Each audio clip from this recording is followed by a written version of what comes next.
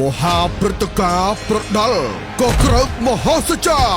សប្តាហ៍នេះកាន់តែពិសេសគឺការប្រកួតដណ្ដើមខ្សែក្រវ៉ាត់កំពូលអ្នកចម្បាំងអូទម្ងន់54គីឡូក្រាមនៅថ្ងៃសៅរ៍ទី9ខែឧសភាឆ្នាំ2026ក្នុងកម្មវិធីអ្នកចម្បាំងកម្លាំងកម្ពុជានៅวันนี้មកពីចម្រើនយុវជនគុណខ្មែរផលស៊ីឡុងមកពីបញ្ជាការដ្ឋានកំភ្លើងធំមុនម៉ើយមកពីសុភាពគុណខ្មែរកាន់មេងហុងមកពីអ្នករាជចតុមុខតើអ្នកណានឹងខ្លាចជាម្ចាស់ខ្សែក្រវ៉ាត់កំពូលអ្នកចម្បាំងអូនអូមបង្គូមិត្តភាពអន្តរជាតិ59គីឡូក្រាមបានសង្ឃឹមប្រកួតជាមួយតៅហ្វីក LH មកពីព្រះរាជាណាចក្រម៉ារ៉ុកគូមិត្តភាពគុណខ្មែរ60គីឡូក្រាមនឹមសារ៉ាប្រកួតជាមួយឡៅរចនាមហាតង់ប្រកួត60គីឡូក្រាមជាមួយ